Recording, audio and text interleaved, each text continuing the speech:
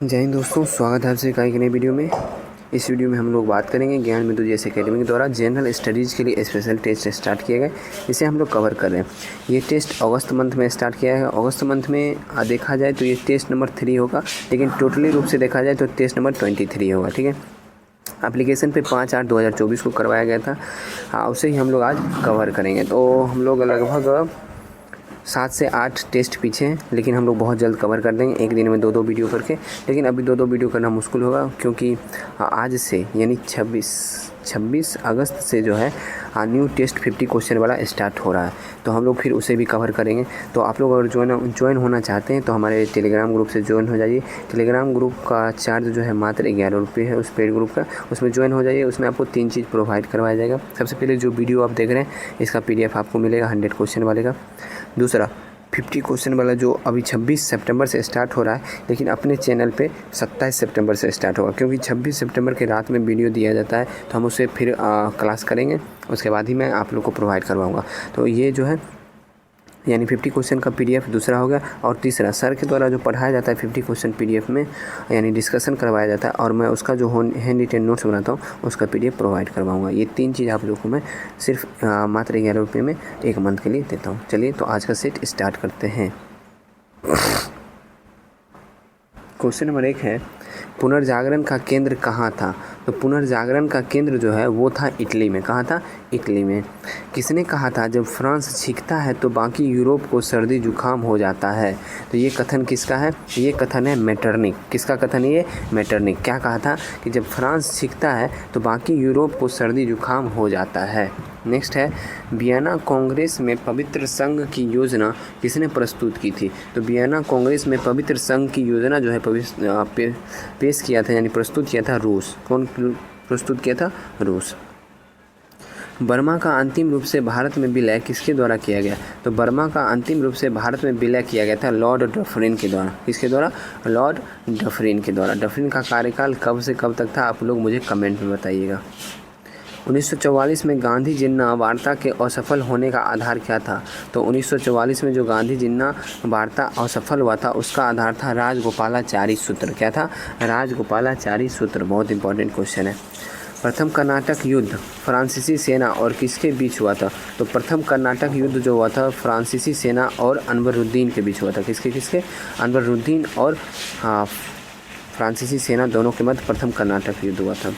इतिहासकारों ने किसे क्लाइव के गीदर की संज्ञा दी है? तो क्लाइव के गीदर की संज्ञा मीर जाफ़र को दिया गया था। किसे? मीर जाफ़र को। नेक्स्ट है, रासायनिक तौर पर जल क्या है? तो रासायनिक तौर पर जो जल है वो है एक ऑक्साइड। क्या है? एक ऑक्साइड है। नेक्स्ट है, सेब में मैलिक एसिड एवं प्रचुर मात्रा में कौन सा विटामिन पाया जाता है? तो सेब में मैलिक एसिड तो पाया ही जाता है, और प्रचुर मात्रा में जो है विटामिन C पाया जाता है। क्या पाया जाता है? Vitamin C। नाइक्रोम डैश का बना होता है? तो नाइक्रोम जो है वो किसका बना होता है? नाइक्रोम बना होता है Na+Cr का। किसका? Na+Cr का। नेक्स्ट है, बिहार टाइम्स नामक पत्र का प्रकाशन कब आरंभ हुआ? ये आरंभ हुआ 1894 में। किस संघ के जीवों की देह गुहा हेमोसील कहलाती है? तो किस संघ के जीवों की जो है देह गुहा हेमोसील कहलाती है? तो ये हो जाएगा ऑर्थोपोडा संघ के। कौन से संघ? ऑर्थोपोडा संघ। नेक्स्ट है, नींबू निचोड़ने की मशीन किस श्रेणी के अंतर्गत आता है? तो नींबू निचोड़ने की मशीन जो है ये आता है किसके श्रेणी में? द्वितीय श्रेणी में। सबसे बड़ी RBC किस में पाई जाती है? तो सबसे बड़ी RBC पाई जाती है हाथी में। किस में? हाथी में। चलिए आगे बढ़ते हैं। नेक्स्ट क्वेश्चन है, कौन एक तितली के काया पलट में तीसरा चरण है? तितली के काया पलट में तीसरा चरण पूछा जा रहा है। तीसरा चरण हो जाएगा प्यूपा। क्या हो जाएगा? प्यूपा। कैबिनेट मिशन योजना के विषय में कौन सा सही नहीं है? तो कैबिनेट मिशन योजना के विषय में सही नहीं है पाकिस्तान की स्वीकृति। ये जो है सही नहीं है, बाकी अन्य सभी सही है। प्रस्तावित मूल संविधान में कुल सदस्यों का विभाजन किस प्रकार होना निश्चित हुआ था? तो प्रस्तावित मूल संविधान में कुल सदस्यों का विभाजन निश्चित हुआ था। ब्रिटिश प्रांत में 292 प्रतिनिधि सही है। देसी रियासत में 93 प्रतिनिधि, ये भी सही है। मुख्य कमिश्नरी में 4 प्रतिनिधि, ये भी सही है। उपयुक्त सभी सही है। नेक्स्ट है, जीबी मावलंकर भारत की संविधान सभा के डैश के अध्यक्ष थे? तो जीबी मावलंकर जो अध्यक्ष थे, ये अध्यक्ष थे प्राकार्य समिति। किसके थे? प्राकार्य समिति। नेक्स्ट है, भारत की संप्रभुता, एकता और अखंडता को सुनिश्चित तथा संरक्षित करने का भाव निहित है किसमें? ये निहित है प्रस्तावना में। नेक्स्ट है, इनमें से कौन सा भारतीय संघीय व्यवस्था में एकात्मक तत्व है? भारतीय संघीय व्यवस्था में एकात्मक तत्व कौन सा है, ये बताइए पूछ रहा है। तो एकात्मक तत्व हो जाएगा, इसमें शक्तियों का विकेंद्रीकरण नहीं होगा। राज्यपाल की नियुक्ति, हाँ ये होगा। उसके बाद राज्यसभा में असमान प्रतिनिधि, ये भी होगा। न्यायिक पुनरावलोकन नहीं होगा। अखिल भारतीय सेवाएं होगा। द्विसदनात्मक व्यवस्थापिका, ये भी नहीं होगा। 2, 3, 5 इसका आंसर ऑप्शन नंबर बी हो जाएगा। सर्वसत्ता संपन्न संसद की अवधारणा किस देश की देन है, तो सर्वसत्ता संपन्न संसद की अवधारणा इंग्लैंड की देन है। नेक्स्ट आ गया फिर से मिलान करने वाला, समता का अधिकार 14 से 18 सही है। वाक के स्वतंत्रता का अधिकार अनुच्छेद 19 के आसपास आएगा। और फिर देख लीजिए क्या है, चलिए ये हो गया बी अनुच्छेद 19। धर्म की स्वतंत्रता अनुच्छेद 25 हो जाएगा। और संवैधानिक उपचार अनुच्छेद 32, आप लोग मैच कर लीजिएगा इसे खुद से। नेक्स्ट है अनुच्छेद 51 क मौलिक कर्तव्य की व्याख्या करता है। फिलहाल कितने मौलिक कर्तव्य का उल्लेख है, फिलहाल जो है इसमें कुल 11 मौलिक कर्तव्य का उल्लेख है। नेक्स्ट है भारत के राष्ट्रपति को महाभियोग द्वारा हटाया जा सकता है, किंतु महाभियोग की प्रक्रिया को दोषपूर्ण कहकर आलोचना की जाती है। प्रक्रिया में कौन सा दोष नहीं है, प्रक्रिया में कौन सा दोष नहीं है। देखिए राष्ट्रपति के ऑप्शन पढ़ना पड़ेगा। राष्ट्रपति के निर्वाचन में राज्य विधानसभा के सदस्य भाग लेते हैं, किंतु महाभियोग प्रक्रिया में उन्हें किसी भी प्रकार का अवसर नहीं दिया जाता। सही है ये। महाभियोग में व्यवस्था है कि संसद का एक सदन आरोप लगाए और दूसरा सदन आरोप की जांच करेगा। इसमें यह स्पष्ट नहीं है कि सदन स्वयं जांच करेगा या किसी अन्य से जांच कराएगी। हाँ ये भी बात सही है। राष्ट्रपति राज्यसभा के रिक्त स्थानों पर अपने समर्थकों को मनोनीत करके 2/3 बहुमत से अपने विरुद्ध महाभियोग पारित करने में असंभव बना सकता है। बिल्कुल गलत पॉइंट है ये, राष्ट्रपति ऐसा कभी नहीं कर सकता है। ठीक है, तो यही आंसर हो जाएगा। इसमें पूछ रहा था नहीं। राष्ट्रपति को लोकसभा भंग करने का अधिकार है यदि उस पर आरोप लगाया जाए और वह लोकसभा को भंग कर दे तो जनता न कि संसद अभियोग लगाने वाली होगी। हाँ सही है। नेक्स्ट क्वेश्चन है किस वर्ष से भूतपूर्व संसद सदस्यों के लिए पेंशन की व्यवस्था लागू की गई थी, तो ये व्यवस्था जो है लागू की गई थी वर्ष 1976 ईस्वी से। नेक्स्ट है निम्न में से किसने प्रभावक समूह को विधानमंडल का तीसरा सदन माना है, तो निम्नलिखित में से किसने प्रभावक समूह को विधानमंडल का तीसरा सदन माना है, तो ये माना है एच फाइनर ने। किसने, एच फाइनर ने। नेक्स्ट है सुमेकर लेवी 9 धूमकेतु किस ग्रह से टकराया था, तो सुमेकर लेवी 9 धूमकेतु जो है वो टकराया था किस ग्रह से, ये टकराया था बृहस्पति से। धरातल से मोह और संबद्धता की गहराई जो है लगभग कितनी है, तो धरातल से मोह और संबद्धता की गहराई जो है लगभग 30 किलोमीटर है। निम्नलिखित में से कौन सी प्रमुख विवर्तनिकी प्लेट नहीं है, कौन सी प्रमुख विवर्तनिकी प्लेट नहीं है, तो प्रमुख कौन नहीं है ये बोल रहा है, तो सऊदी अरब प्लेट जो है ये प्रमुख नहीं है, यही आंसर हो जाएगा। बाकी Bharat, Australia, New Zealand plate, Antarctica तथा चारों ओर की समुद्रिक प्लेट और प्रशांत प्लेट, ये तीनों जो है प्रमुख प्लेट है। नेक्स्ट है निम्नलिखित में से कौन सा कथन असत्य है, तो देशांतर रेखाओं की कुल संख्या 180 नहीं 100 देशांतर है ना, छांस देशांतर 181 या 179 होना चाहिए। ठीक है, तो यही गलत है, लेकिन 180 एग्जैक्ट नहीं है, तो ऑप्शन नंबर ए इसका आंसर होगा जो औसत्य है।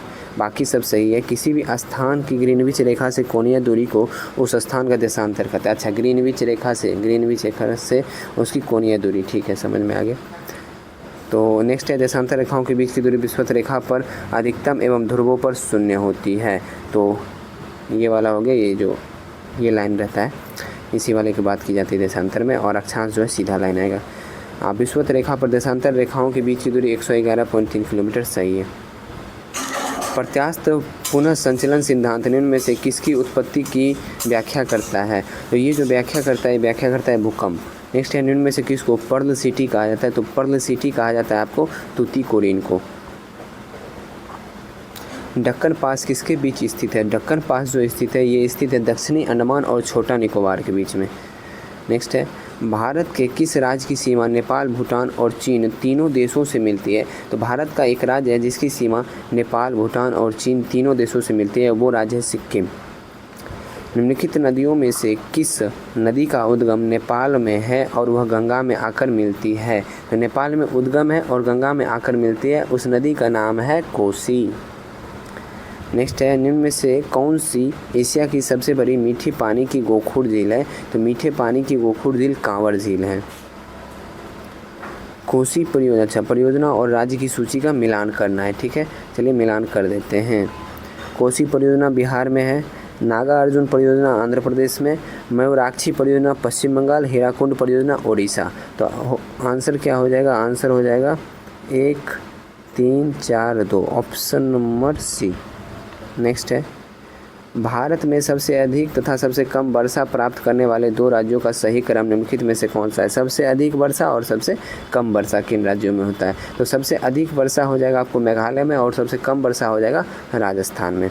कान्हा राष्ट्रीय उद्यान किसके लिए प्रसिद्ध है? तो कान्हा राष्ट्रीय उद्यान जो प्रसिद्ध है, ये प्रसिद्ध है बाघ के लिए। तटीय मैदानों और उत्तरी भारत के मैदानों में उत्कृष्ट मृदा है, तो उत्कृष्ट मृदा जो है जलोढ़ मृदा है। नेक्स्ट है, सम्राट हर्षवर्धन ने 2 महान धार्मिक सम्मेलन का आयोजन किया था। तो 2 महान धार्मिक सम्मेलन का आयोजन कन्नौज व प्रयाग में किया गया है। निम्नलिखित में से किसका निर्माण शुंग काल में हुआ था? तो शुंग काल में किसका निर्माण हुआ था? इसमें भरूच का स्तूप, सांची स्तूप की वेदिका व तरोन द्वार और भाजा स्तूप उपयुक्त सभी। नेक्स्ट है, प्राचीन भारतीय इतिहास के संदर्भ में निम्नलिखित में से कौन सा बौद्ध धर्म और जैन धर्म दोनों में समान रूप से विद्यमान था? तो बौद्ध धर्म और जैन धर्म दोनों में समान रूप से विद्यमान था। ये हो जाएगा तप और भोग की अति का परिहार, ये गलत है। वेद प्रामाण्य के प्रति अनास्था, हाँ अनास्था, आस्था नहीं था अनास्था, तो ये सही है। कर्मकांडों के फलवलता का निषेध, हाँ ये भी सही है। तो 2 और 3 इसका आंसर होगा। भारत में प्राचीनतम चूल्हे का पुरातात्विक अवशेष कहाँ से मिला है? तो इसका जो प्राचीनतम चूल्हे का पुरातात्विक अवशेष मिला है, ये मिला है बिलासुरगाम से। कहाँ से? बिलासुरगाम से। मोहम्मद गौरी एवं पृथ्वीराज चौहान के बीच विवाद के मूल में था क्या? तो विवाद के मूल में जो था वो था भटिंडा। क्या था? भटिंडा जो स्थान है, यही विवाद का मूल था। नेक्स्ट है, कौन सा सुमेलित नहीं है? कौन सा सुमेलित नहीं है? उबलनी भूमि। उबलनी भूमि जो है गांव के कुछ विशेष सेवाओं के बदले में दी जाने वाली करमुक्त भूमि, हाँ सही है। कुटग्गी, पट्टे पर ली गई भूमि कुटग्गी, और कुदी, कृषक मजदूर, सही है। तो 3 सही है, तो लास्ट गलत होगा, ऑप्शन नंबर डी सुमेलित नहीं है। नेक्स्ट है, किस सूफी संत को सुल्तान ए तारिकीन, सन्यासियों के सुल्तान की उपाधि दी गई? तो कौन से सूफी संत थे? ये थे शेख हमीउद्दीन नागौरी। कौन थे? शेख हमीउद्दीन नागौरी।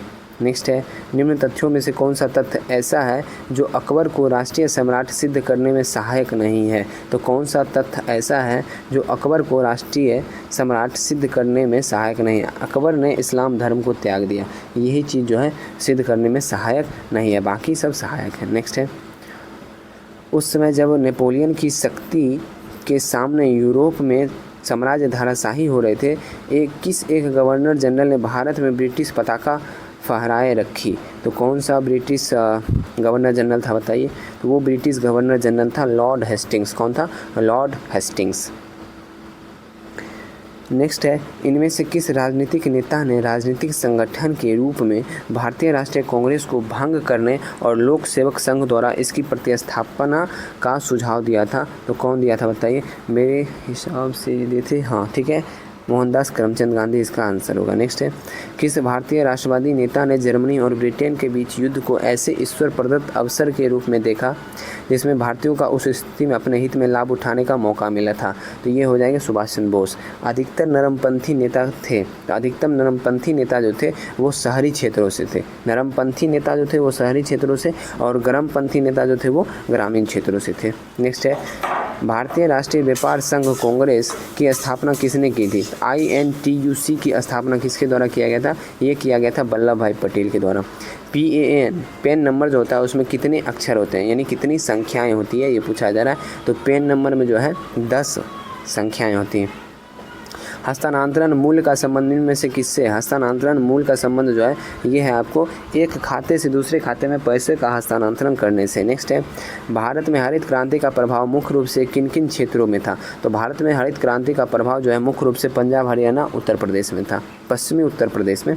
नेक्स्ट है, साख पत्र प्रस्तुत करना होता है, तो साख पत्र जो है वो प्रस्तुत करना होता है आयतकर्ता के द्वारा। किसके द्वारा?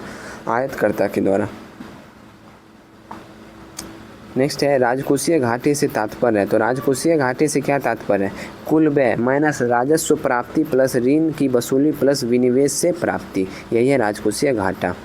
अक्टूबर 2013 में भारतीय स्टेट बैंक की पहली महिला चेयरमैन कौन बनी थी? तो अक्टूबर 2013 में जो भारतीय स्टेट बैंक की पहली महिला चेयरमैन बनी थी वो थी अरुंधति भट्टाचार्य। कौन थी? अरुंधति भट्टाचार्य। नेक्स्ट है, निम्नलिखित में से कौन सा समायोजित सकल आय की परिभाषा के अंतर्गत आते हैं? समायोजित सकल आय परिभाषा के अंतर्गत आते हैं ब्याज आय सही है, लाभांश सही है, विदेश मुद्रा लाभ तीनों सही है, 1, 2 और 3 तीनों सही है। निम्नलिखित में से कौन लॉरेंज वक्र द्वारा मापा जाता है? लॉरेंज वक्र द्वारा कौन मापा जाता है? आय की विषमता। नेक्स्ट है, वर्ष 1995 में मध्याह्न भोजन योजना चलाई गई थी। वर्ष 1995 में मध्याह्न भोजन योजना चलाई गई थी प्राथमिक शिक्षा के सार्वभौमिकरण हेतु। किसके लिए? प्राथमिक शिक्षा के सार्वभौमिकरण हेतु। बोध गया में महाबोधि मंदिर बनाया गया था जहाँ, तो बोध गया में महाबोधि मंदिर वहाँ बनाया गया था जहाँ बुद्ध को ज्ञान की प्राप्ति हुई थी। पटना के 1857 के स्वतंत्रता संग्राम के नेता कौन थे? तो पटना से जो नेता थे वो कौन थे बताइए? कुंवर सिंह। नेक्स्ट है, जिन परिवर्तों, ऑप्शन के अनुसार कुंवर सिंह आंसर होगा, ठीक है।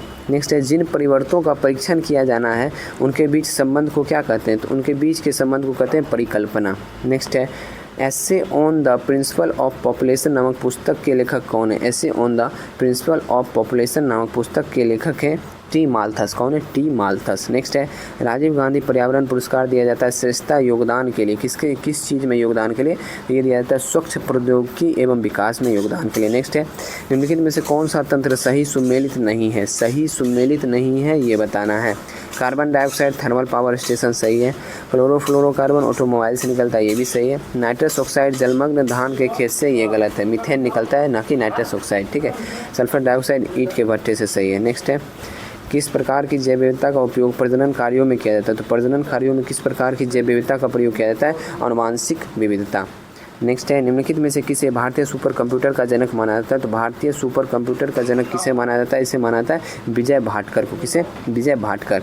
निम्नलिखित में से कौन सा रजिस्टर निर्देश चक्र में प्राप्त अंतिम निर्देश को रखता है? तो निर्देश चक्र में प्राप्त अंतिम निर्देश को कौन सा रजिस्टर रखता है? Instruction register. निम्नलिखित में से कौन सा यह कथन सही है? प्राइमरी मेमोरी का सक्सेस टाइम सेकेंडरी मेमोरी के एक्सेस टाइम से ज़्यादा होता है। तो प्राइमरी मेमोरी का जो एक्सेस टाइम है सेकेंडरी मेमोरी के एक्सेस टाइम से ज़्यादा नहीं कम होता है।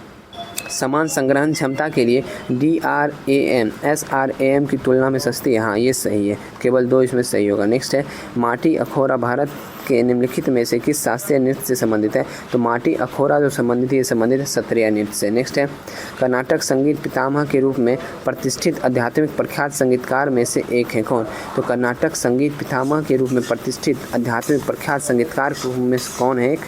ये है पुरंदरदास। नेक्स्ट है, विश्व प्रसिद्ध खजुराहो मूर्ति कलाएँ स्थित है कहाँ पे? तो ये मध्य प्रदेश में स्थित है। नेक्स्ट है, निम्नलिखित मठों में से कौन सा मठ सिक्किम में स्थित है? सिक्किम में कौन सा मठ स्थित है ये बताइए? ये है रूमटेक मठ। नेक्स्ट है, मकर संक्रांति के त्योहारों को भारत के किस हिस्से में उत्तरायण के रूप में जाना जाता है? उत्तरायण के रूप में जाना जाता है गुजरात में। नेक्स्ट है, बागवानी की वह शाखा जो सब्जियों के उत्पादन भंडारण प्रसंस्करण और विपणन से संबंधित है क्या कहलाती है? तो ये क्या कहलाती है? ये कहलाती है आपको ओलेरिकल्चर। नेक्स्ट है, निम्नलिखित में से कौन सहजीवी संबंध दिखाता है? तो सहजीवी संबंध लाइकेन शैवाल और कवक का सहजीवी संबंध है लाइकेन। नेक्स्ट है, क्लोरोफिल सूर्य के प्रकाश में डैश के तरंगदैर्घ्य को अवशोषित करता है। तो क्लोरोफिल जो अवशोषित करता है लाल और नीले को। नेक्स्ट है, लेंथेनाइट्स एवं एक्टिनाइट्स को डैश भी कहा जाता है। लेंथेनाइट्स एवं एक्टिनाइट्स को आंतरिक संक्रमण तत्व भी कहा जाता है। नेक्स्ट है, जब जिंक के कण तनु सल्फ्यूरिक अम्ल के साथ अभिक्रिया करते हैं तो बनने वाला उत्पाद डैश होगा। तो बनने वाला उत्पाद जो है वो हो जाएगा ZnSO4। नेक्स्ट है, गैसों का कौन सा गुण इन्हें सुहाव्य बनाता है? ठीक है, तो कौन सा गुण हो जाएगा? ये हो जाएगा संपीडिता। नेक्स्ट है, प्रोटियम ड्यूटेरियम और ट्रिटियम क्या है? तो प्रोटियम ड्यूटेरियम और ट्रिटियम जो है ये समस्थानिक है। नेक्स्ट, डैश यौगिक में एक वलय कार्बन श्रृंखला संरचना होती है। तो डैश यौगिक है, कौन सा यौगिक हो जाएगा? कार्बन श्रृंखला संरचना, ये हो जाएगा आपको बेंजीन में। यदि किसी पिंड को लंबवत ऊर्ध्व दिशा में प्रक्षेपित किया जाए तो गति के उच्चतम बिंदु पर पिंड का वेग क्या होगा? गति के उच्चतम बिंदु पर जो है पिंड का वेग हो जाएगा आपको 0 हो जाएगा। हाँ सही है, 0 हो जाएगा। उधर में फेंकेंगे तो गति मतलब किसी भी वस्तु को ऊपर फेंकते हैं तो जहाँ एकदम असली पॉइंट पे जितना पावर लगा हुआ है वहाँ पे पहुँच गया, यहाँ तो 0 ही वेग हो जाएगा, फिर यहाँ से आप नीचे गिरना शुरू हो जाएगा।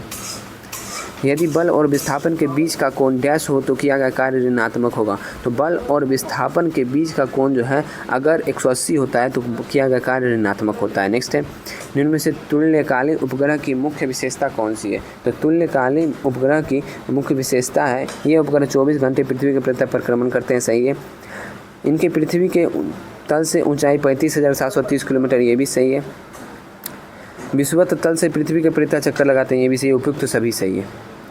यदि हम किसी दिए गए बल के क्षेत्र को बढ़ाते हैं तो इसका दाब प्रति इकाई क्षेत्र डैश होगा, तो इसका दाब जो है कम हो जाता है। डैश विस्तार के कारण एफिल टावर गर्मियों में अधिक लंबा हो जाता है। तो एफिल टावर जो है गर्मियों में अधिक लंबा हो जाता है तापीय विस्तार के कारण।